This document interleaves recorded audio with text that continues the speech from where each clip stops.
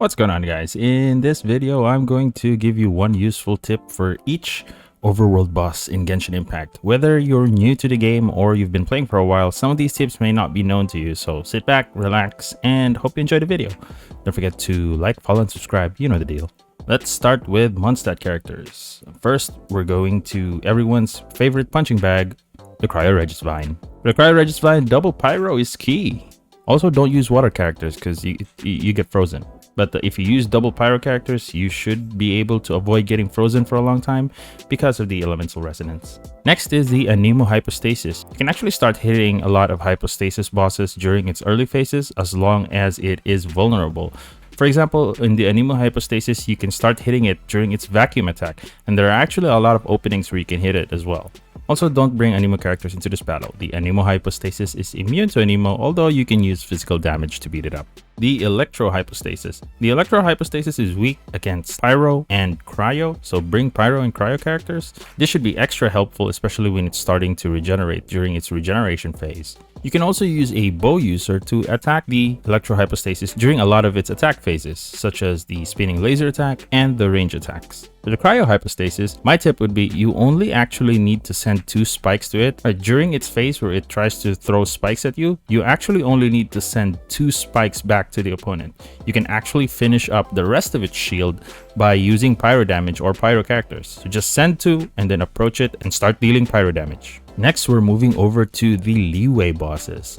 First is the Oceanid. If you didn't know, you can actually dive down the water to avoid the AoE damage that some Oceanid summons actually use. Once you defeat the big bird or the frog, they actually create an AoE attack. Just jump down the water and you should be able to avoid that AoE damage. For the Pyro Regis Vine, similar to the Cryo Regis Vine, having 2 characters of its weakness element is key. So in this case, double Hydro is the key. It prevents you from getting too much Pyro status and allows you to quickly destroy their core. Next, we have the Geo Hypostasis. For this one, my tip would be you can actually use bow users to attack it without destroying a single pillar. So if you have a Ganyu, just start shooting it. You can actually kill it faster without destroying anything. Of course, you still have to destroy the pillars during its regeneration phase, but other than that, you're good. And lastly, we have the Primo Geo Bishop.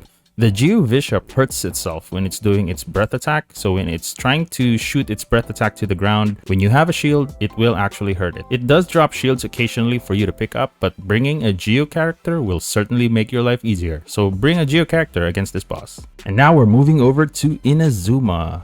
Next, we have the Hydro Hypostasis. For the Hydro Hypostasis, Cryo is key. So if you have a Ganyu or a Rosaria, it's pretty good. Keep an eye out when it's spawning slimes and make sure you destroy it to prevent the Hydro Hypostasis from healing. For the Pyro Hypostasis, Hydro is key. My suggestion would be to bring a Hydro character that can deal ranged Hydro damage, such as Mona or Barbara, to stop it from reigniting. Golden Wolf Lord. For the Golden Wolf Lord, Geo is key. Corrosion also happens, so bring a team healer. Ningguang is a very strong character against the Golden Wolf Lord because as it flies up in the air, you can actually start attacking it with Ningguang's homing attacks. Also, Ningguang is currently the only Geo Catalyst user, and she's the only one that can consistently deal Geo damage, which is a great help against the Golden Wolf Lord's little summons, which you have to destroy to stun the boss. Next, we have the Perpetual Mechanical Array. This boss is strong against physical attacks, so use characters with strong elemental attacks. As soon as it starts shielding itself, the biggest tip I can give is to find the one with this little ring shield that shows up. This is the one that you will need to attack to destroy the shield and start attacking the core. Next, we have the Magu Kanki. For the Magu Kanki, use characters with high energy recharge. The reason for this is that the Magu Kanki has a lot of moves that are very hard to avoid, and having a high energy recharge teams means you can use their burst to do iframes. Next, we have the Thunder Manifestation. For the Thunder Manifestation, Pyro and Cryo is key to defeating this boss. Also, if you have ranged characters such as Ganyu, again, Ganyu is really strong.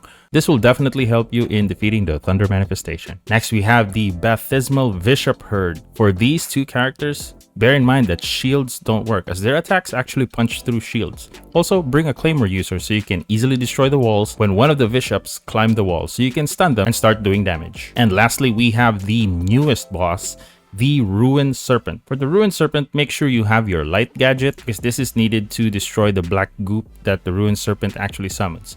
Once the Ruined Serpent starts to absorb the black goop's essence, you can actually use it to stun him. So make sure that you leave one, so when the Rune Serpent starts absorbing it, you can just clean it up and it will stun the Rune Serpent and you should be able to attack it. And thanks for watching this video. That's gonna be all for today. I'll see you guys on the next video. Bye.